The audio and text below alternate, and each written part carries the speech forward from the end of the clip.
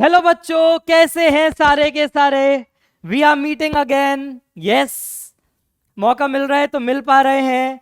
I am hoping सबकी तैयारी बहुत अच्छी चल रही होगी। बिल्कुल डरने की जरूरत नहीं है तुम लोगों को।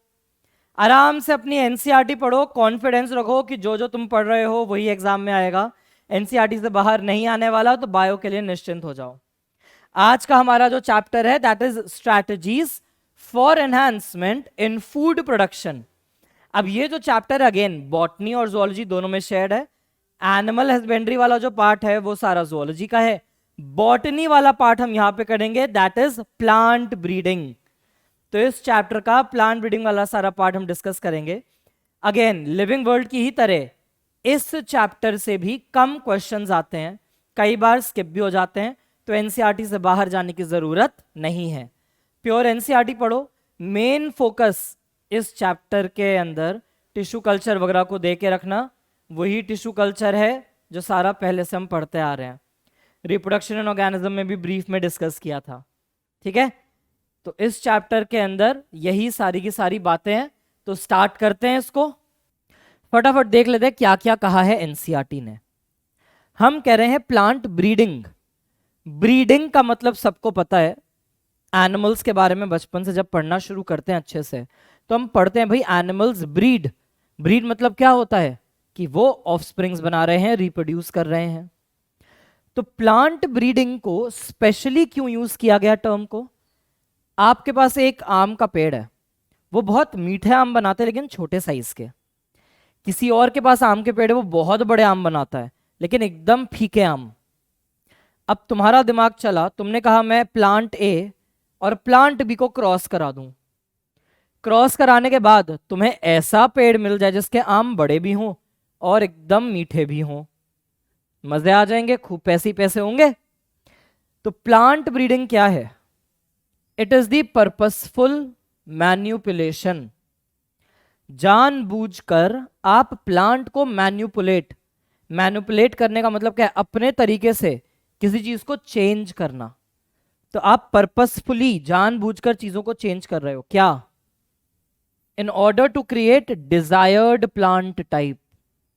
नेचुरल जो आम की वैरायटी है वो छोटी और मीठी है, दूसरी वाली बड़ी और फीकी है। तुम चाहते हो कि दोनों का एक ऐसा मिक्सचर क्रिएट हो, करेक्ट, जो बड़े आम और मीठे आम दोनों एक साथ बना दे। तो तुम्हारा डिजायर क्या है? बड़े मीठे आम मिल जाएं। पर्पसफुली तुम मैनिपुलेट कर रहे हो प्लांट्स को कल्टीवेशन के लिए, बेटर ईल्ड क्वांटिटी ज्यादा करने के लिए, और हो सकता है डिजीज से भी रेजिस्टेंट बनाना चाहते हो। कितने सारे पेस्ट, कितने सारे इंसेक्ट है, कितने सारे माइक्रो ऑर्गेनिजम्स हैं जो हमारे कितने सारे डे टू डे लाइफ के फ्रूट्स को, वेजिटेबल्स को हार्म पहुंचाते हैं। आप चाहते हो कि वो नेचुरली उनसे बच जाएं। अब तुम्हारे पास एक बहुत बड़ा खेत है, उस खेत में तुम मैनुअली जा जाके तो हर पौधे को देखोगे नहीं कि उसमें कीड़ा लगा या नहीं। तुम तो पूरे में इंसेक्टिसाइड छिड़क के आ गए। कहीं पे इंसेक्टिसाइड ने काम किया, कहीं पे ढंग से काम नहीं कर पा रहा है, पौधों को तो हार्म हो रहा है ना। लेकिन अगर वो पौधा नेचुरली रेजिस्टेंट है उस डिजीज के लिए, तो मजे आ जाएंगे तुम्हारे। तो जो पुराने जमाने में साइंटिस्ट करते थे उसको एनसीईआरटी ने बोला है क्लासिकल प्लांट ब्रीडिंग, या इसी के लिए टर्म लगाई गई है कन्वेंशनल प्लांट ब्रीडिंग। कन्वेंशनल या क्लासिकल मतलब जो चलता आ रहा है। क्या होगा यहां पे? आप क्रॉसिंग कराओगे या हाइब्रिडाइजेशन। ये टर्म जो है हाइब्रिड, हाइब्रिड मतलब क्या होता है? एक मिक्सचर, दो चीज, घोड़ा है, गधा है, उनका जो मिक्सचर बना, यस, वो म्यूल बना। तो खच्चर जो था वो क्या था? एक मिक्सचर। साइंटिफिकली उसको क्या बोल रहे हैं? हाइब्रिड। तो आप दो प्योर लाइंस का जेनेटिक्स पढ़ चुके हैं। प्योर लाइन मतलब था होमोजाइगस, वो ट्रेड्स के लिए बिल्कुल सेम अलील कैरी कर रहा है। आर्टिफिशियल सिलेक्शन, तुमने दो पौधों का क्रॉस कराया, उससे तुम्हारे पास 20 नए पौधे बने। अब 20 के 20 तो परफेक्टली अच्छे नहीं होंगे, तो उस 20 में से तुम सेलेक्ट करोगे किसको आगे लेके जाना है और किस जनरेशन को वहीं पे खत्म कर देना है। तो जिनके पास भी डिजायरेबल ट्रेट है, जिसका ईल्ड ज्यादा हो, जो ज्यादा न्यूट्रिटिव हो, रेजिस्टेंट हो डिजीज के लिए, तुम ऐसे ही पौधों को चूज करके आगे और ब्रीड कराओगे। जिसमें कुछ कैरेक्टर डिजायरेबल नहीं है तुम उसको वहीं पे डिस्ट्रॉय करा दोगे। ठीक है। तो क्लासिकल प्लांट ब्रीडिंग के अंदर जो स्टेप्स दिए हुए हैं, the very first step is collection of variability. Variability का मतलब है कि अब मैंने तो तुम्हें एक एग्जांपल दिया, फ्रूट का साइज और शुगर कंटेंट, खाली दो ट्रेड्स की बात की है। साथ में तुम्हें यह भी देखना है कि वो पेड़ कितने आम बनाता है। फ्रूट का शेप, फ्रूट का साइज, फ्रूट का शुगर, फ्रूट का प्रोडक्शन। एक पेड़ कितने फल बनाएगा ये पॉलीजीनिक इनहेरिटेंस से कंट्रोल होता है। जितने ज्यादा डोमिनेंट एलील होंगे उतने ज्यादा फ्रूट्स बनाएगा। तभी आप देखते हो कई पेड़ फलों से लदे होते हैं और कईयों में बहुत कम क्वांटिटी होती है फ्रूट्स की, जबकि सेम एनवायरनमेंट में ग्रो कर रहे हैं। तो उसका रीजन यही है। ठीक है। तो ये चीज इंपॉर्टेंट है, जितनी वैरायटीज हैं उनको कलेक्ट करना है। तो genetic variability is the root या backbone of the breeding program. सारी वैरायटीज कलेक्ट करके लानी है। डिजीज रेजिस्टेंट भी होना चाहिए, न्यूट्रिटिव भी होना चाहिए, साइज भी बड़ा होना चाहिए, मीठा भी होना चाहिए, डिजीज रेजिस्टेंट भी होना चाहिए, फ्रूट का नंबर भी उस पेड़ पे ज्यादा होना चाहिए। तो अब एक पौधे में तो सब कुछ नहीं है, तो जितनी वैरायटीज के लिए तुम्हें पौधे को अच्छा करना है वो सारी वैरायटीज की जितनी बेस्ट क्वालिटीज है पहले इकट्ठा करके लानी होती हैं। चाहे वो तुम नेचुरली जंगल से कोई उसका वाइल्ड रिलेटिव लेके आओ, प्री एग्जिस्टिंग कोई वैरायटी है वो लेके आओ, तुम्हें पता है रशिया में कोई वैरायटी है तुम उसको मंगाना चाहते हो तो वो भी कर सकते हो। तो एंटायर कलेक्शन को ऑफ प्लांट या seed having all the diverse allele for genes in a given crop is known as germ plasm collection. germ plasm किसको बोल रहे हैं? entire collection of plant या seed कुछ भी हो of all the diverse allele for all genes. Fruit production के लिए जीन्स हैं, उसके जितने अलील हैं, जितने पौधों में है वो सारे पौधे इकट्ठा करके लाओ। फ्रूट का साइज बड़ा करने के लिए जो जीन है जितने पौधों में है वो लेके आओ। शुगर कंटेंट जितनी आम वैरायटीज का अच्छा है, मैंगो वैरायटीज, जितनी मैंगो वैरायटीज है जिनका शुगर अच्छा है वो सारी मैंगो वैरायटीज कलेक्ट करके लाओ। तो वो है जर्म प्लाज्म कलेक्शन। फिर evaluation and selection of parent. अभी तुमने क्या किया है? खाली कलेक्शन किया है। मान लो अब तुम्हें वो चीज ग्रो करानी है दिल्ली में। अब दिल्ली के एनवायरनमेंट में, ह्यूमिडिटी में, दिल्ली के सॉइल, दिल्ली का टेम्परेचर, दिल्ली का लाइट, दिल्ली की विंड स्पीड, वहां पे सारे के सारे पौधे अच्छे से ग्रो नहीं करेंगे। अभी तो खाली कलेक्ट किया है। जितने तुम्हें ट्रेड्स इंप्रूव करने हैं उन ट्रेड के लिए जितनी बेस्ट वैरायटीज हैं कहीं की भी हो तुम सबको कलेक्ट करते हो, वो है germ plasm collection. Germ plasm का बस ये मतलब है कि उस पर्टिकुलर जीन का जितना कलेक्शन है उस पूरे ग्रुप को जर्म प्लाज्म कह रहे हैं। अब तुम उन सब को दिल्ली में अपने लैब में ग्रो कराओगे जहां भी तुम्हें उसको ग्रो कराना है। तो जर्म प्लाज्म इज इवैल्यूएटेड, क्यों? To identify plants with desirable combination of characters. तुम वो पौधों के कैरेक्टर्स लेके आओगे जिनके पास सारी डिजायरेबल क्वालिटी है, और अब तुम्हें चेक करना है कौन सा तुम्हारे वाली जगह पे अच्छा रिजल्ट दे रहा है। जो भी सिलेक्टेड प्लांट्स हैं दे आर मल्टीप्लाइड, और उनको क्या करते हो आप? उनको प्योर लाइन बनाने की कोशिश करते हो, आप उनको होमोजाइगस बनाने की कोशिश करोगे। ठीक है। तो सारे के सारे पौधों को प्योर लाइन सेल्फ कराते जाओ, सेल्फ करा के जितनों में अच्छी अच्छी क्वालिटीज मिल रही है उनको रखते जाओगे, प्योर लाइंस क्रिएट करते जाओगे। जेनेटिक्स के फर्स्ट लेक्चर में पढ़ा था प्योर लाइन कैसे बनाते हैं, सेल्फिंग करा करा के। जिनमें डिजायरेबल ट्रेट नहीं है वो हटा दो, जिसमें डिजायरेबल ट्रेट मिल रहा है उसको रखते जाओ। तो इस तरीके से इवैल्यूएशन और सिलेक्शन होगा पेरेंट्स का। ठीक है जी, हो गया। तुमने डिसाइड कर लिया ये पौधे हैं जिनको मुझे एज अ पेरेंट ट्रीट करना है। अब उन पेरेंट्स का क्रॉस हाइब्रिडाइजेशन। तो नेक्स्ट स्टेप है क्रॉस हाइब्रिडाइजेशन। इसके लिए एनसीईआरटी का क्या फ्रेज याद रखना है? It is very time consuming and tedious.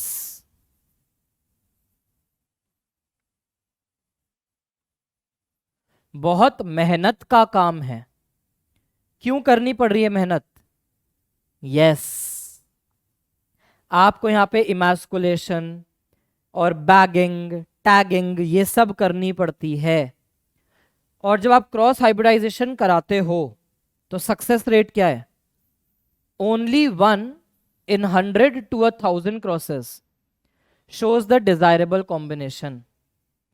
हमें पता है कितने सारे जेनेटिक कॉम्बिनेशन बन सकते हैं गैमीट्स में। तो तुम्हारा जो पेरेंट है वो तो प्योर लाइन है, बट तुमने दोनों को जब क्रॉस कराया तो जरूरी थोड़ी कि सारे बच्चों में सारे अलील्स परफेक्ट हो जाएं। किसी में फ्रूट का साइज और फ्रूट का शुगर अच्छा हो चुका है लेकिन डिजीज रेजिस्टेंट नहीं हो पाया। कोई बच्चा होगा जो डिजीज रेजिस्टेंट हो गया, शुगर कंटेंट अच्छा हो गया, लेकिन फ्रूट के नंबर्स कम है, फ्रूट का साइज छोटा रह गया। तो 100 से लेके 1000 बच्चों में एक प्रोजेनी ऐसी होगी जिसमें सारे कॉम्बिनेशन 100% परफेक्ट आएंगे। तो पहले सारा कलेक्शन लाए, जर्म प्लाज्म कलेक्शन, उन सबको टेस्ट किया कि भाई इनमें से हमारे यहाँ कौन अच्छा काम कर रहा है, हम किसको पेरेंट की तरह लेंगे। तो आप पेरेंट सेलेक्ट करके उसको प्योर लाइन बनाते हो, फिर उनका क्रॉस कराते हो। क्रॉस कराने के बाद जो बच्चे आएंगे, selection and testing of superior recombinants. जो रिकॉम्बिनेशन हो रही है उसमें से आप सुपीरियर बच्चों को सेलेक्ट करोगे। The selection process is crucial. तो अगर वर्ड दिख रहा है बैकबोन तो कलेक्शन ऑफ वेरिएबिलिटी टिक करना पड़ेगा। अगर दिख रहा है टाइम कंज्यूमिंग एंड टीडियस तो क्रॉस हाइब्रिडाइजेशन चूज करना पड़ेगा। अगर तुम्हें फ्रेज दिख रहा है crucial to the success of breeding programme तो तुम्हें सिलेक्शन एंड टेस्टिंग को टिक करना पड़ेगा। तो तुम्हें सुपीरियर रिकॉम्बिनेंट को चूज करना है, इनको भी सेल्फ पॉलिनेट कर करके होमोजाइगस बनाओगे, क्योंकि वो सुपीरियर रिकॉम्बिनेंट 1:100 या 1:1000 के रेशियो में है। तो तुम उस एक को सेल्फ करा करा के प्योर लाइन बना लोगे कि उसके ट्रेट्स कभी अलग ना हो। ठीक है, करा लिया। अब तुम अपने आप डिसीजन नहीं लोगे, चलो बढ़िया पौधा आ गया, चलो सीड्स बेचते हैं। लास्ट स्टेप आएगी testing, release and commercialisation of new cultivar. Cultivar हम बोलते हैं कल्टीवेटेड वैरायटी को, ऐसी वैरायटी जिसको आप कल्टीवेट करना चाहते हो उसको कल्टीवार शॉर्ट में कहते हैं। तो तुम्हारे पास, तुमने सारे लैब में काम किया है, तुमने बोल दिया अब ये सेट ऑफ सीड्स हैं जिसका फ्रूट साइज भी अच्छा है, फ्रूट शुगर भी अच्छा है, उसका जो फ्रूट का नंबर आएगा पेड़ पे वो भी बहुत अच्छा है, वो डिजीज रेजिस्टेंट भी है, वो न्यूट्रिशनल भी है, सारे परफेक्ट कैरेक्टर्स हैं। लेकिन तुम जज नहीं करोगे, तुमने खाली बोला ये ऐसा है, सारा रिजल्ट पब्लिश करके दिया है। जो भी न्यूली सिलेक्टेड लाइंस हैं they are evaluated for their yield, कितना प्रोडक्शन है, and other agronomic trait. Agronomy एक फील्ड है जिसको हम बोलते हैं agriculture economy. Agriculture economy is agronomy. तो एग्रोनॉमिक ट्रेट आप उसको क्वालिटी के लिए, डिजीज रेजिस्टेंस के लिए, सब के लिए करोगे। और इवैल्यूएशन करेगा कौन? रिसर्च फील्ड में होगी। कौन करता है ये काम? IARI, Indian agricultural research institute.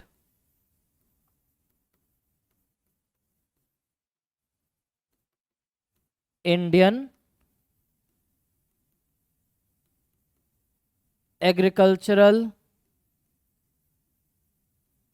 Research institute, all over India, जितने इंडिया में क्लाइमेटिक जोन्स हैं, इंडिया के हर क्लाइमेटिक जोन में IARI के टेस्टिंग सेंटर्स हैं। भाई वो तुम्हारा क्लाइमेट ही दिल्ली का है, तो तुम दिल्ली के क्लाइमेट वाली चीज़ों को ऑब्वियसली कहीं और भेज ही नहीं सकते। मान लो कोई बंदा है नॉर्थ ईस्ट में काम कर रहा है, अब वो नॉर्थ ईस्ट का क्लाइमेट दिल्ली में थोड़ी है, तो इंडिया के जितने क्लाइमेटिक जोन्स है ना, इंडिया रफली 14 एग्रो क्लाइमेटिक जोन्स में डिवाइडेड है। एग्रीकल्चर के हिसाब से 14 क्लाइमेटिक जोन्स है इंडिया में, तो हर जोन में अपना एक IRA का सेंटर है कि वहां पे जिसने भी काम किया है वो वहां के सेंटर में सीड सबमिट करके आता है, बताता है कि मैंने इसके लिए सीड को इंप्रूव किया है, ये मेरा रिजल्ट है, आप टेस्ट करके कंफर्म कर लो। तो यहां पे वो टेस्टिंग की जाती है। The evaluation in research field is again followed by another testing. वो दूसरी टेस्टिंग कौन करा रहा है? फार्मर के फील्ड में। भाई आप तो रिसर्च में आइडियल कंडीशन दोगे ना, फार्मर आइडियल कंडीशन तो दे नहीं रहा है। फार्मर तो क्या करेंगे, ट्यूबवेल खोल के छोड़ दिया है, बहे जा रहा है पानी, चाहे वाटर लॉगिंग हो ना हो। तो इवैल्यूएशन रिसर्च फील्ड के बाद फार्मर से होता है, और कब तक? 3 ग्रोइंग सीजन तक। थोड़ा सा अगर याद करो तो केमिस्ट्री लैब, फिजिक्स की लैब में, बायो की लैब में हमेशा जब भी रीडिंग लेते हो तो 3 रीडिंग लेते हैं, 3 रीडिंग लेके फिर उसका एवरेज निकालते हैं। तो वही चीज यहां पर हो रही है, ठीक है। There are several locations in the country representing all the agroclimatic zones. तो तुम्हारे बाद IARI ने उसको टेस्ट करके अप्रूव करना है, फिर फार्मर के फील्ड में 3 ग्रोइंग सीजन तक उसका रिजल्ट एनालाइज करना है, और तब सारे परफेक्ट होने पर तुमने जो रिजल्ट दिया था IARI ने उसको वेरीफाई कर लिया, हाँ जी सब सही है, फार्मर के फील्ड से भी सेम रिजल्ट आ रहा है, तब जाके नेशनल सीड कॉरपोरेशन उसको सर्टिफाई करेगा कि हाँ इसको कमर्शियली आप सेल कर सकते हो। तो बहुत लंबा प्रोसेस है, 1-2 महीने 1-2 साल का प्रोसेस नहीं है। एक कमर्शियल नई वैरायटी बनाने के लिए इजीली 8-10-12 साल लग जाते हैं, ठीक है। तो ये था सारा क्लासिकल ब्रीडिंग। इंडिया में दिल्ली में national bureau of plant genetic resource है, यहां पे बहुत बड़ा जर्म प्लाज्म कलेक्शन है। और ऐसी एक ICRISAT है, international crop research institute for semi arid tropics, इनके पास भी एक large variety of germ plasm collection है। तो ये 2 सेंटर्स हैं which have one of the largest germ plasm collections of many plants. NCERT में ये 2 डायग्राम्स हैं, वीट की वैरायटी दे रखी है सोनालिका HD 1553, मटर की वैरायटी दे रखी है P1542। कई बार डायरेक्ट मैच द फॉलोइंग में डायग्राम से ये चीज उठ के आ जाती है, इसीलिए डायग्राम चिपका के रखा हुआ है। ग्रीन रेवोल्यूशन की इंफॉर्मेशन क्या क्या है? इंडिया में मिड 1960s का जो दौर था उसे हरित क्रांति कहा गया, ठीक है। हुआ क्या यहां पे? HYVs, high yielding varieties wheat की और राइस की इंट्रोड्यूस हुई, जिससे there was a dramatic increase in food production. तो मिड 1960s में ये हाई ईल्डिंग वैरायटीज आई, फूड प्रोडक्शन बहुत बढ़ गया, इसी को हरित क्रांति कहा गया। एग्रीकल्चर की अगर हम इंपॉर्टेंस देखें तो एग्रीकल्चर बहुत इंपॉर्टेंट है, क्यों? 33% ऑफ GDP, GDP होता है ग्रॉस डोमेस्टिक प्रोडक्ट। एक तरीके से बिल्कुल सिंपल लैंग्वेज में समझो, देश की जो इनकम है, इंडिया की 33% इनकम एग्रीकल्चर या उसके रिलेटेड फील्ड से है। और अगर आप एम्प्लॉयमेंट की बात करो तो 60% पॉपुलेशन डायरेक्टली या इनडायरेक्टली एग्रीकल्चर से रिलेटेड है। डायरेक्टली अगर तुम बात करो तो बिल्कुल वो जो फार्मर्स हैं वो डायरेक्टली एग्रीकल्चर पे डिपेंडेंट है। इनडायरेक्टली अगर मैं बात करूं तो फर्टिलाइजर बनाने वाली कंपनी, इंसेक्टिसाइड पेस्टिसाइड बनाने वाली कंपनी, ऑर्गेनिक फार्मिंग से रिलेटेड प्रोडक्ट बनाने वाली कंपनी, नेशनल सीड कॉरपोरेशन वाली company, food corporation of India, granaries जो हैं, ग्रेन्स को स्टोर करने वाली सारी कंपनीज, सब एग्रीकल्चर में आती हैं। तो 33% जीडीपी, 62% एग्रीकल्चर में एम्प्लॉयमेंट, बहुत इंपॉर्टेंट है। फिर कंपैरेटिव डेटा दे रखा है 1960 से 2000 में जब कंपैरिजन किया तो वीट का प्रोडक्शन 11 से 75 मिलियन टन इंक्रीज हुआ और राइस का प्रोडक्शन 1960s में 35 मिलियन टन था, 2000 आते आते 89.5 मिलियन टन हो गया था। सारा थ्योरेटिकल डेटा है, इसीलिए एज इट इज याद रखना है। सेमी ड्वार्फ वैरायटीज आई थी, यही हाई यील्डिंग वैरायटी है। इंडिया के वैरायटीज टॉल थी, टॉल वैरायटी है तो दिमाग में आता है कि ज्यादा ग्रेन्स आने चाहिए, बट एक दिक्कत थी, हवा चलने पर ना वो झुक जाते थे, उसको बोलते हैं लॉजिंग ऑफ सीरियल। अब वो जैसे झुकते थे ना, टूटने लग जाते थे अंदर, मर जाते थे पौधे। ड्वार्फ वैरायटी लगाते तो प्रोडक्शन कम हो जाता। तो मिडिल पाथ क्या निकला कि आप ऐसी वैरायटीज लोगे जो सेमी ड्वार्फ हैं। ड्वार्फिंग के लिए जो जीन है ना वीट में, नॉरिन 10 नाम है उस जीन का, जापान में डिस्कवर हुआ था। सबसे पहले नॉर्मन ई बोरलॉग ने मेक्सिको में सेमी ड्वार्फ वैरायटीज बनाई थी। वीट एंड मेज इंप्रूवमेंट का सेंटर था, तो उन्होंने सेमी ड्वार्फ वैरायटी बनाई, सोनोरा 64, लर्मा रोजो 64। नॉर्मन ई बोरलॉग ने मेक्सिको में बनाई है इस जीन को यूज करके। उन्होंने क्लासिकल ब्रीडिंग करी कि जापानीज ड्वार्फ वैरायटी लेके आए और उसको अपनी मैक्सिकन वैरायटीज के साथ क्रॉस कराया। इंडिया में MS Swaminathan, the father of Indian green revolution, इन्होंने क्या किया, इन्होंने क्लासिकल ब्रीडिंग नहीं किया, इन्होंने म्यूटेशन ब्रीडिंग कराई है with the help of gamma rays from cobalt. Cobalt 60 एक रेडियो एक्टिव आइसोटोप है, उससे जो गामा रेज निकलती हैं उससे सोनोरा 64 को म्यूटेट कराया तो शरबती सोनोरा बना। लर्मा रोजो को म्यूटेट कराया तो पूसा लर्मा वैरायटी बनी। ये वैरायटीज इंडिया में आई थी जो सेमी ड्वार्फ थी, और आगे जाके और रिसर्च हुई और आगे जाके इंडिया में सोनालिका, कल्याण सोना जैसी बहुत सारी वैरायटीज आ गई। तो ये वीट की कहानी याद रखनी है। राइस की ड्वार्फिंग जीन डिस्कवर हुई थी ताइवान में, डी जियो वू जेन नाम है। International rice research institute Philippines में, इन्होंने सबसे पहले क्लासिकल ब्रीडिंग करके IR8 और IR24 बनाया। सेमी ड्वार्फ वैरायटीज हैं वीट राइस की। Semi dwarf rice variety IR8 और ताइचंग नेटिव 1। इंडिया में जो सेमी ड्वार्फ वैरायटीज आई थी, फिलीपींस का IR8 और ताइवान का ताइचुंग नेटिव 1, इनके क्रॉसेस से इंडियन वैरायटीज बनी। और आगे जाके इंडिया में आई थी जया और रत्ना की varieties. Simple match the following आ सकता है यहां पे भी कि जया रत्ना क्या है, सेमी ड्वार्फ राइस। कल्याण सोना क्या है, सेमी ड्वार्फ वीट। ठीक है, सोनालिका, कल्याण सोना वीट है। शुगर केन की कहानी दे रखी है। सैकरम बारबरी जो स्पीशीज है वो नॉर्थ इंडियन थी।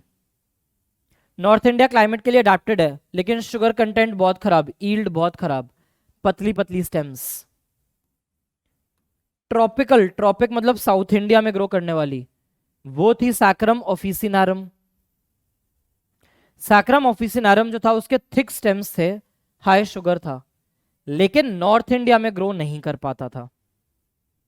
तो जो नॉर्थ इंडियन फार्मर्स थे उन्होंने क्या किया, नॉर्थ इंडियन और साउथ इंडियन वैरायटीज के बहुत सारे क्रॉसेस कराए।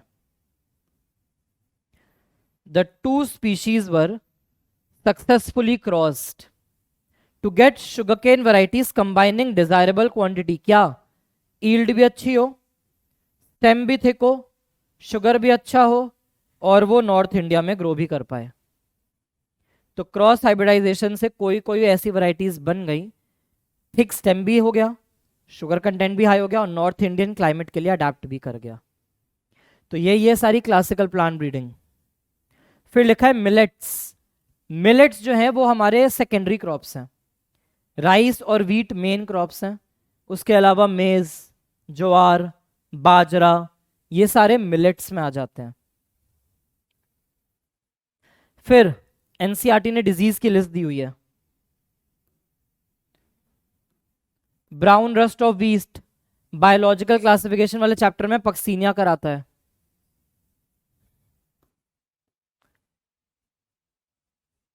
पक्सीनिया रेकॉन्डाइटा नाम है। Red rot of sugarcane Colletotrichum example दिया हुआ था ड्यूटेरोमाइसिटीज में। Late blight Phytophthora, black rot Xanthomonas, tobacco mosaic virus. इस लिस्ट में अगर हम देखें तो ब्राउन रस्ट से लेके लेट ब्लाइट तक ये सारे फंगल इन्फेक्शन है। ब्लैक रॉट बैक्टीरियल इन्फेक्शन है, और लास्ट वाले दोनों वायरल इन्फेक्शन है। ठीक है, फिर सारा एनसीईआरटी अब डिजीज रेजिस्टेंस के लिए दो चीजें दी हुई हैं, कंफ्यूजन हटा लेना। कन्वेंशनल मेथड भिंडी पे लगाई गई थी। एबलमोस्कस एस्क्युलेंटस हमारी लेडी फिंगर है।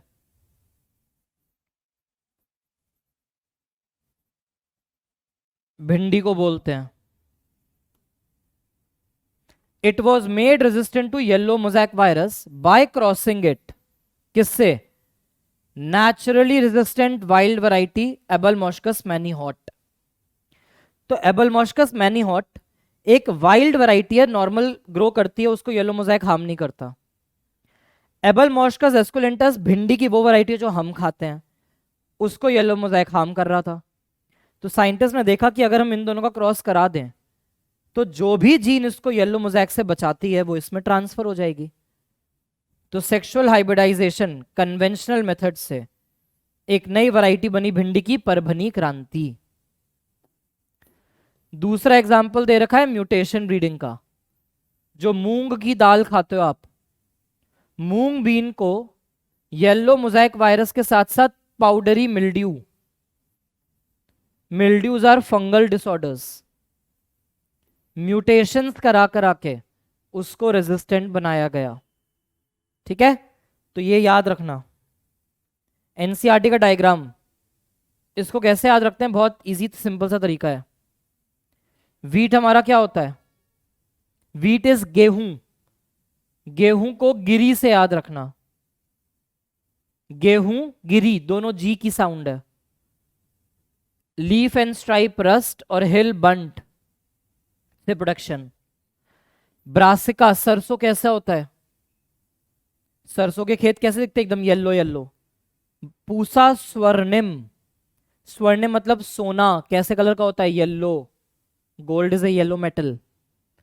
तो येलो येलो से ब्रासिका और स्वर्णिम। वाइट रस्ट से प्रोटेक्शन दिया हुआ है इसको, बायोलॉजिकल क्लासिफिकेशन में दिया हुआ है, वाइट रस्ट ऑफ क्रूसिफर्स। कॉलीफ्लावर सफेद रंग का गोला, शुभ्रा एंड स्नोबॉल। शुभ्रा मतलब होता है वाइट, स्नोबॉल सफेद रंग की बॉल है। काउपी, काउ और कोमल, क की साउंड। चिली कैसी होती है? ग्रीन, सदाबहार, एवरग्रीन। तो ऐसे इनको बस याद रख लेना, मैच द फॉलोइंग आ जाएगा तो हो जाएगा सॉल्व आराम से। फिर प्लांट ब्रीडिंग के लिए बता रखा है कि डेवलपिंग रेजिस्टेंस होगी कैसे। तो एनसीईआरटी ने बहुत सारे एग्जाम्पल कोट किए, वो टैबुलर फॉर्म में यहाँ पे।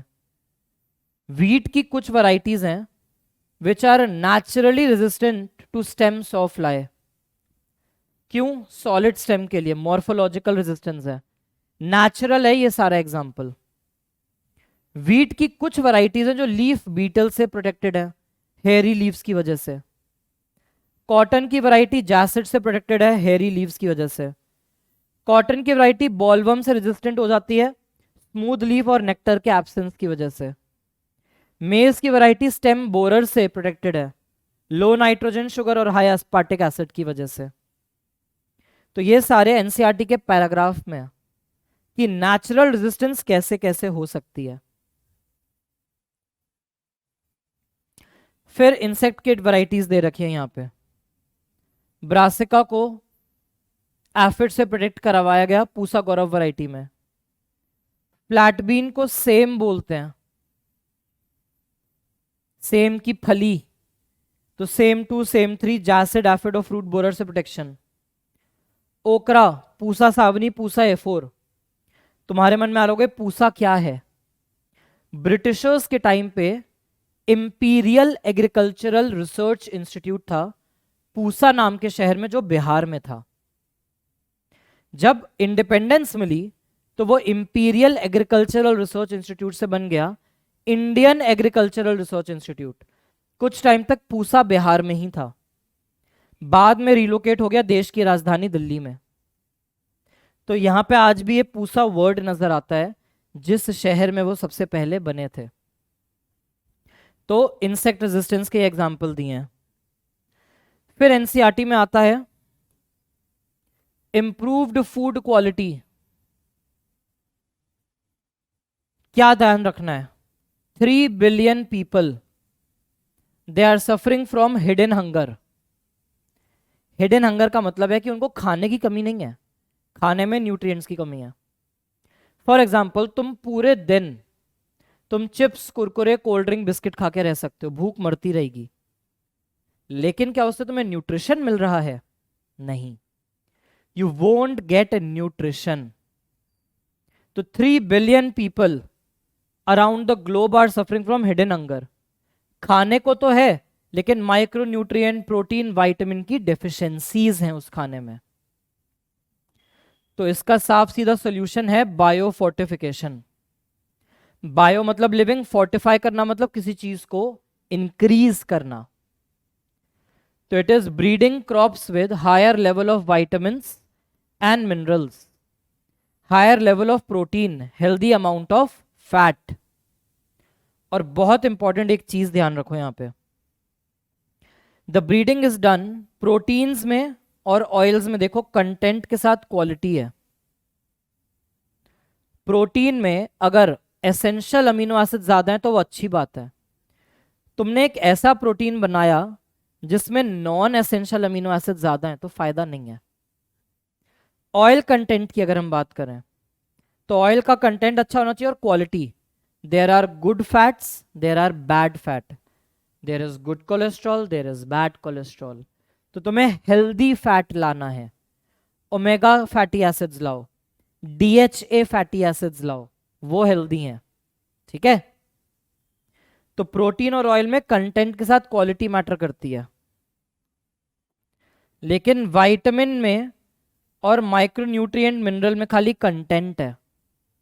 विटामिन ए गुड या बैड नहीं होता, आयरन गुड या बैड नहीं होता। तो ये चीज बहुत इंपॉर्टेंट है, ध्यान रखना।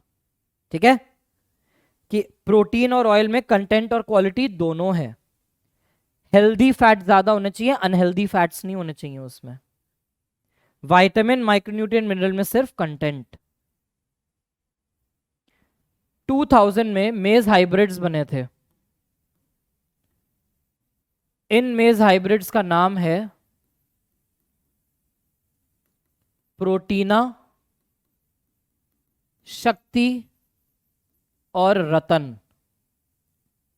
क्या था इनमें? They had twice the amount of lysine and tryptophan.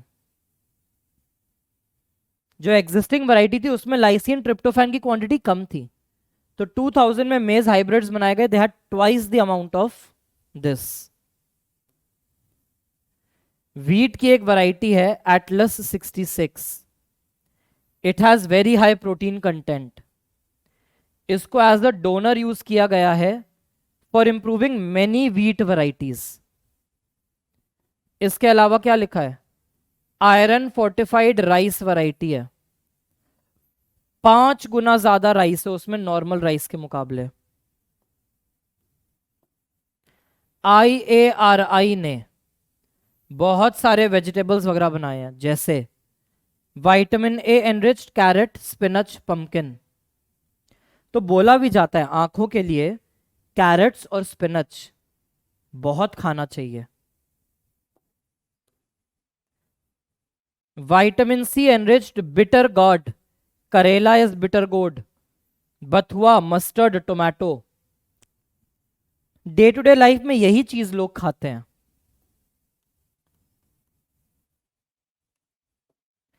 Iron और calcium enriched spinach and bathua, and protein enriched broad, lablab and French beans, garden peas, इनमें प्रोटीन कंटेंट एनहांस किया है। सिंगल सेल प्रोटीन का कॉन्सेप्ट, सिंगल सेल में आप microbes को use करते हो।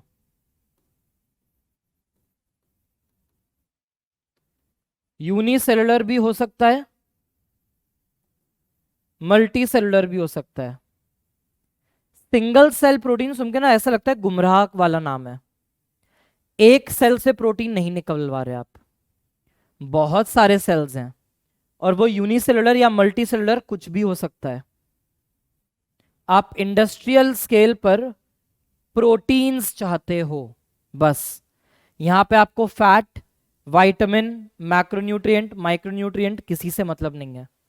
आपका फोकस है माइक्रो ऑर्गेनिजम्स को यूज करके। स्पाइरुलिना हमारा ब्लू ग्रीन एल्गी है, Chlorella is a green algae, Methylophilus methylotrophus is a bacteria.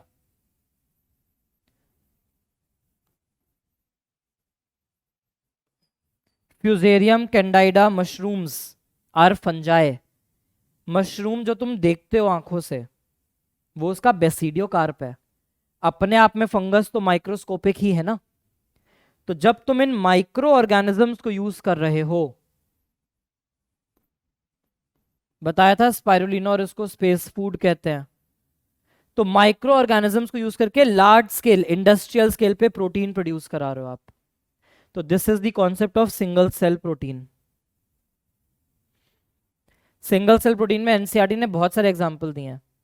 आपके पास 250 ग्राम्स मिथाइलोफिलस का अगर कल्चर है तो वो आपको एक दिन में 25 tons, 25 ton is around 25,000 kilograms of protein बना के दे सकता है। इतनी लार्ज क्वांटिटी में प्रोटीन मिल सकता है। तो यही है बस सिंगल सेल प्रोटीन का कॉन्सेप्ट। और फिर है हमारा टिश्यू कल्चर। टिश्यू कल्चर में पहले भी हमने कहा था एक टर्म होती है explant. It is any part of the plant taken out and grown in a test tube under sterile conditions in special nutrient medium. तो जो भी प्लांट के हिस्से से आप टिश्यू कल्चर कर रहे हो वो हिस्सा एक्सप्लांट कहलाता है। उस एक हिस्से से पूरा नया पौधा बन जाएगा। सोचो तुमने खाली एक इंटरनोड लिया, जिस इंटरनोड को लिया है वैसे आप पूरा पौधा बना सकते हो, उससे पूरा रूट, शूट, स्टेम, लीफ सब आ जाएगा। इसी को कहते हैं totipotency. It is the capacity to generate a whole plant from explant. तुम एक्सप्लांट से पूरा का पूरा एज इट इज नया पौधा बना सकते हो। फिर है टर्म माइक्रो प्रोपोगेशन। तुम चाहो तो एक इंटरनोड से 100 या 1000 छोटे छोटे पौधे बना सकते हो। तो it is a method of producing thousands of plants through tissue culture. तो टिश्यू कल्चर क्या एक टेक्निक है। माइक्रो प्रोपोगेशन एक मेथड है। अब यहां पे क्या हो रहा है, एसेक्सुअल रिप्रोडक्शन है। एसेक्सुअल रिप्रोडक्शन में क्लोन बनते हैं और ये क्या है, सारे सोमैटिक सेल्स हैं। तो each of the plant will be genetically identical to the original plant. उन सारे प्लांट्स को आप सोमा क्लोन्स कहते हो। एक पेरेंट से जितने बच्चे बन रहे हैं सारे उसके क्लोन्स हैं, सोमैटिक वेजिटेटिव सेल से आ रहे हैं, तो उसको सोमैटिक क्लोन्स या सोमा क्लोन्स कहते हैं। अगर नेचुरली कोई म्यूटेशन हो जाए तो आने वाले वेरिएशन को सोमा क्लोनल वेरिएशन कहते हैं। The variations among somaclones are known as somaclonal variation. Mitosis से कोई डिफरेंस आना नहीं चाहिए था, लेकिन माइटोसिस चल रही है, उसके बावजूद रैंडम म्यूटेशन तो हो सकते हैं। तो सोमा क्लोन में नेचुरल म्यूटेशन से बनने वाले जो भी मेंबर्स हैं उनको सोमा क्लोनल वेरिएंट्स कहते हैं। तो ये हो गया हमारे सारी की सारी टर्म्स टिश्यू कल्चर की। एक्सप्लांट की अगर हम बात करें तो तुम रूट का हिस्सा ले सकते हो, तुम स्टेम की नोड या स्टेम की इंटरनोड ले सकते हो, तुम लीफ ले सकते हो, एपिकल या एक्सिलरी मेरिस्टेम ले सकते हो। एपिकल एक्सिलरी मेरिस्टेम का एक बहुत बड़ा फायदा है, क्या? They are used to grow virus free plants.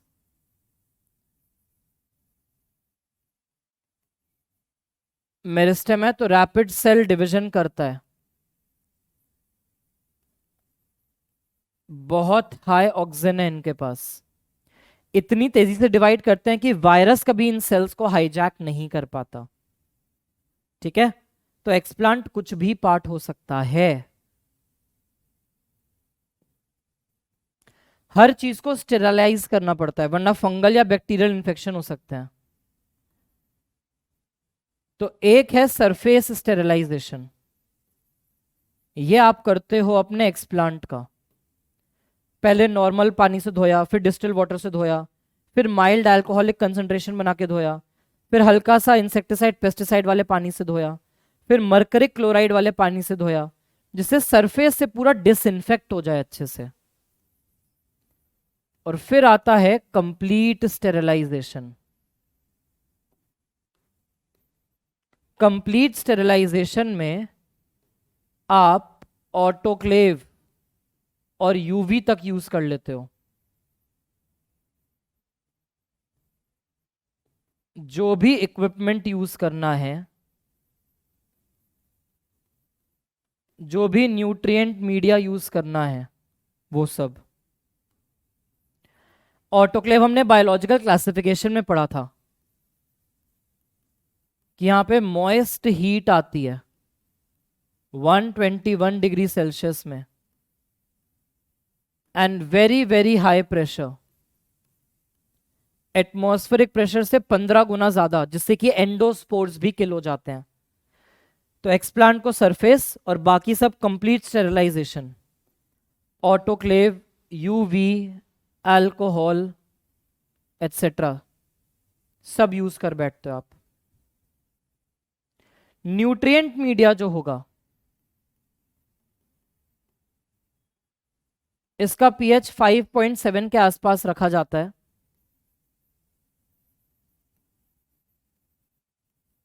आप चाहो तो इसे लिक्विड फॉर्म में छोड़ दो तो एक सस्पेंशन सा बन जाता है लिक्विड, और अगर आपने उसमें अगार ऐड कर दिया तो एक सेमी सॉलिड जेल बन जाता है। आप सारा का सारा पानी दोगे, ग्रोथ के लिए जितने अमीनो एसिड्स चाहिए वो आप दोगे, सारे विटामिन्स दोगे, जितने एसेंशियल न्यूट्रिएंट्स हमने पढ़े थे मिनरल न्यूट्रिशन में, सारे के सारे एसेंशियल न्यूट्रिएंट्स दोगे, जितने हॉर्मोन्स चाहिए वो दोगे, पीएच एडजस्ट करने के लिए बफर डालोगे,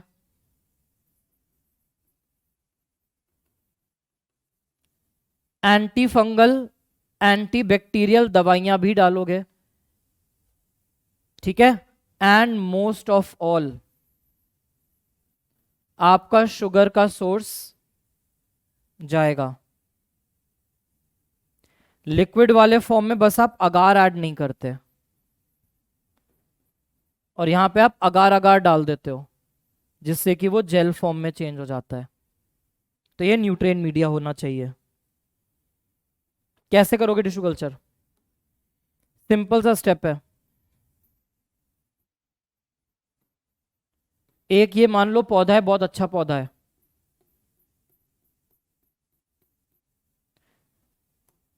मान लेते हैं मैंने क्या किया, इसका एक इंटर नोड का सेगमेंट लिया,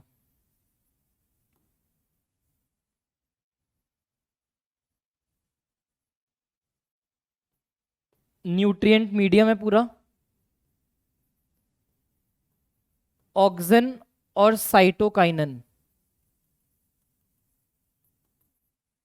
इनकी कंसंट्रेशन स्टार्टिंग में रखूंगा सेम। ये रहा मेरा एक्सप्लांट, जो क्या है मेरा यहां पे इंटरनोड है। कुछ दिन में क्या होगा, सेल्स डिवाइड करके अनडिफरेंशिएटेड मास में चेंज हो जाएंगे। इसी को हम बोलते हैं कैलस। कैलस हमने पढ़ा था, अनडिफरेंशिएटेड मास ऑफ सेल है। मेरिस्टेमेटिक हो चुका है, बट यही नहीं पता कि शूट बनाना है या रूट, क्योंकि कंसंट्रेशन सेम है। अब मान लेते हैं न्यूट्रिएंट तो लिमिटेड है इसके अंदर, तो आपको इसको सब कल्चर करना पड़ेगा।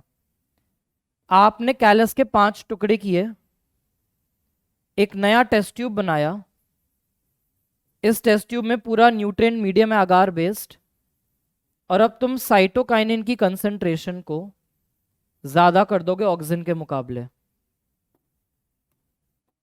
तो तुमने कैलस का टुकड़ा डाल दिया काट के, इंटू 5, 5 टुकड़े कर लो इसके।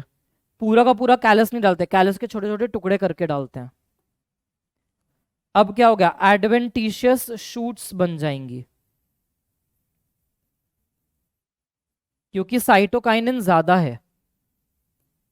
अब मान लो 3 शूट बनी, न्यूट्रिएंट लिमिटेड है, तो तुम फिर से क्या करोगे, 3 नई ट्यूब्स बनाओगे। इस ट्यूब में अब अगार के साथ साथ साइटोकाइनिन कम, ऑक्सिन ज्यादा कर दोगे। ऑक्सिन ज्यादा करने से क्या होगा, इसमें एडवेंटिशियस रूट बनने लग जाएगी।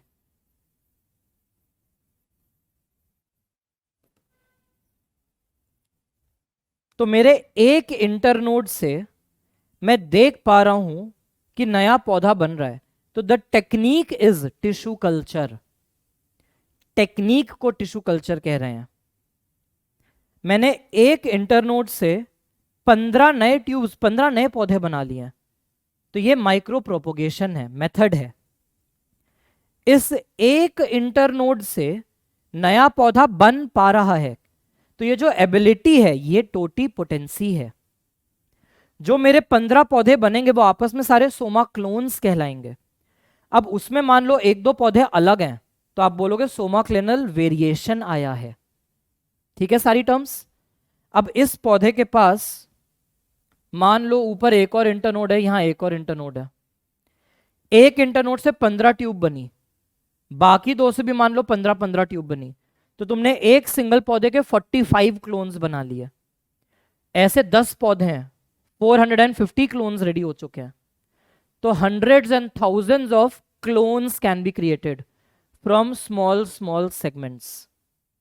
तो यही है tissue culture.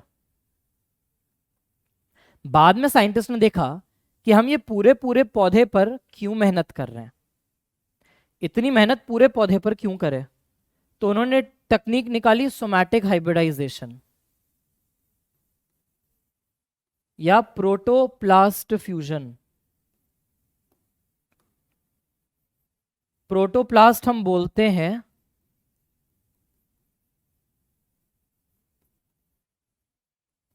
Cell without a wall को। एक सेल जिसके पास दीवार नहीं है उसकी वॉल हटा दी गई है, उसे प्रोटोप्लास्ट कहा जाता है। क्या कराएंगे यहाँ पे? बहुत सिंपल तरीका है। अब मैं पूरे प्लांट पे काम नहीं करूंगा। मान लो प्लांट ए है और मेरे पास एक प्लांट बी है। पूरे के पूरे पौधे पे काम नहीं करूंगा, सिर्फ इसका एक एक सेल ले लूंगा। इसका एक सेल लिया, सेल में बाहर क्या मिलेगा? Outer most layer is middle lamella. Middle lamella के अंदर I have another rigid layer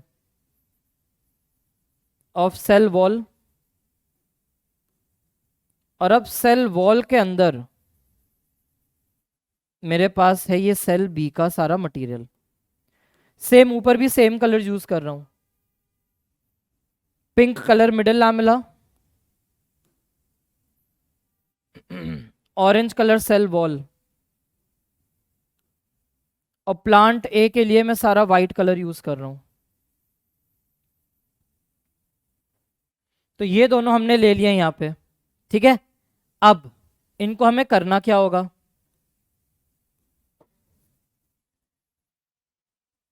इनको आप ट्रीट करते हो सेल्यूलेज और पेक्टिनेज से।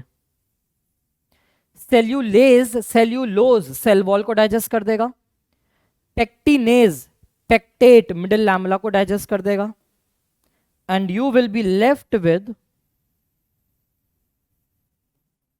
Protoplast of A and you will be left with protoplast of B. भाई दो डिजायरेबल प्लांट्स को पहले हम पूरा पूरा क्रॉस करा रहे थे, बाद में साइंटिस्ट ने देखा क्यों ना हम खाली दो सेल्स ले लें और सेल्स को फ्यूज करा दें। अल्टीमेटली जब पॉलिनेशन वगैरह कराते हो तो बिल्कुल बेसिक लेवल पे क्या हो रहा है? स्पर्म सेल और एग सेल ही तो फ्यूज हो रहे हैं, तो जाइगोट बन रहा है। तो इन्होंने कोशिश की क्यों ना हम खुद ये काम कर लें, तो प्रोटोप्लास्ट रेडी हो गया। अब आपको उन प्रोटोप्लास्ट को फ्यूज कराना है। प्रोटोप्लास्ट अपने आप फ्यूज नहीं होते। प्लाज्मा मेम्ब्रेन एक स्टेबल स्ट्रक्चर है, आपको प्लाज्मा मेम्ब्रेन को थोड़ा सा डिस्टेबलाइज करना है कि वो दोनों सेल्स फ्यूज हो जाएं। तो आप कीमो फ्यूजन करा सकते हो।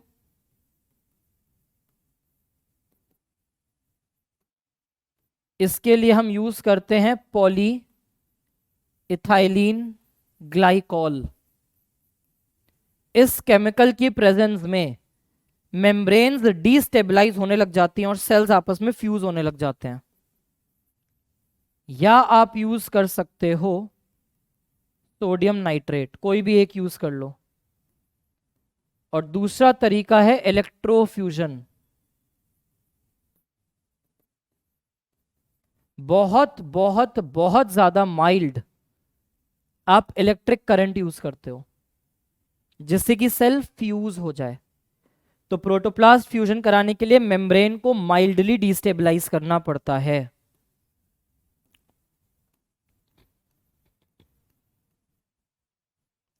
वी नीड टू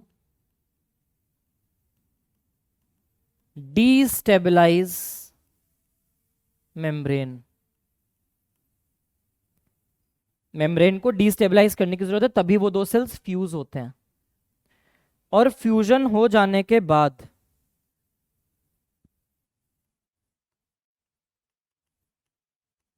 हो सकता है 3 कंडीशंस मिले तुम्हें। क्या? सबसे पहली कंडीशन, जो तुम्हारा सेल है उस सेल के अंदर ए का सारा जेनेटिक मटेरियल और बी का सारा जेनेटिक मटेरियल सब फ्यूज हो चुका है। तो ऐसे सेल को हम बोलते हैं, ऐसे न्यूक्लियस को आप बोलते हो सिन कैरियन। ये एकदम परफेक्ट हाइब्रिड बन चुका है, न्यूक्लियस में ए और बी दोनों मिक्स हो चुके हैं। फ्यूजन में सेकेंड चीज क्या हो सकती है कि सेल्स तो फ्यूज हो गए लेकिन न्यूक्लियस फ्यूज नहीं हो पाए, दो न्यूक्लियस अलग अलग ही रहेंगे और एज इट इज माइटोसिस से न्यूक्लियस पास होते जाएंगे।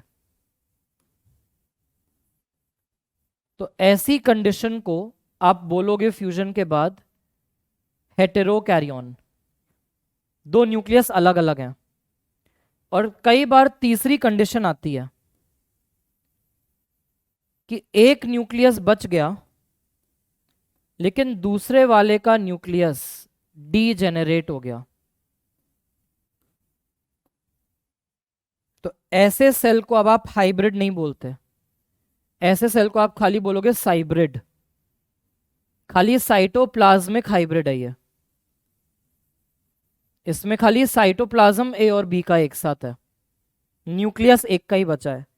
तो फ्यूजन के बाद सिनकैरियन, हेट्रोकैरियन या साइब्रिड कुछ भी हो सकता है। फ्यूजन होना एक चांस इवेंट है, परमानेंट नहीं। ठीक है, तो ये हमारे एग्जांपल्स हो गए। सोमैटिक हाइब्रिडाइजेशन या प्रोटोप्लास्ट फ्यूजन का the most widely used example is pomato. बहुत लोग क्या करते हैं, वो टोमेटो को पोटैटो के ऊपर ग्राफ्ट कर देते हैं, तो अंडरग्राउंड पोटैटो ट्यूबर बन रहे हैं और ऊपर अच्छे अच्छे टमाटर। ठीक है, साइंटिस्ट ने सोचा क्यों ना हम ऐसे ही पौधा बनाने की कोशिश करें। तो पोटैटो के सेल का प्रोटोप्लास्ट टोमेटो के सेल के प्रोटोप्लास्ट के साथ फ्यूज करा दिया, तो बन गया हमारा पोमैटो। तो इस चैप्टर में बस यही सब है प्लांट ब्रीडिंग के अंदर, कुछ भी कंफ्यूजिंग है नहीं इसमें। फटाफट क्वेश्चंस देख लो और चैप्टर हमारा हो जाएगा wind up. 33% of India's GDP comes from dash, किससे? एग्रीकल्चर से। कितनी इंप्लॉयमेंट है? 62, option number B. Next, brassica की वैरायटी कौन सी है? ब्रासिका हमने कहा था येलो येलो होता है, correct, Swarnim. Next, entire collection of seed या plant for a given allele, correct, उसको जर्म प्लाज्म कहते हैं। भिंडी की वैरायटी का नाम क्या था? करेक्ट, परभनी क्रांति। नेक्स्ट, एक प्लांट सेल से पूरा नया प्लांट बन सकता है, इस प्रॉपर्टी को क्या कहते हैं? टोटीपोटेंसी। जब दो प्रोटोप्लास्ट को फ्यूज करते हैं तो उसको क्या बोलते हैं? Somatic hybridization. Next, correct statement choose करनी है। Spirulina can produce large quantity of food rich in protein, mineral, vitamin. Protein तक तो सही है, विटामिन मिनरल नहीं, तो false. Body weight wise micro organism Methylophilus methylotrophus may be able to produce several time more protein than cows per day. Yes, NCERT ने ये चीज लिख के दी है कि एक 250 किलो की गाय एक दिन में आपको मुश्किल से 25 से 30 ग्राम प्रोटीन देता है और 250 ग्राम मिथाइलोफिलस आपको 25 टन देता है। Button mushroom, normal mushrooms are rich source of vitamin C, इसको हम देखेंगे। राइस वैरायटी बनाई थी which is rich in calcium, नहीं, आयरन एनरिच थी। Select the option which includes all the correct ones. अब 1 इनकरेक्ट है, 4 इनकरेक्ट है, ये पक्का पता है, तो 4 गया, ये भी गया, तो डी बचा 1 and 2 ओनली। ठीक है,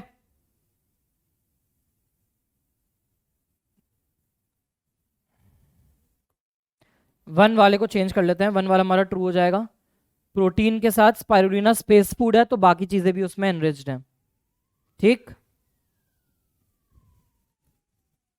तो इस चैप्टर में इतना ही था। ठीक है, तो यही है इस चैप्टर के अंदर, प्लांट ब्रीडिंग में कुछ भी और नया नहीं है इसमें। नॉर्मल एनसीईआरटी पढ़ो, हो जाएगा आराम से ये चैप्टर।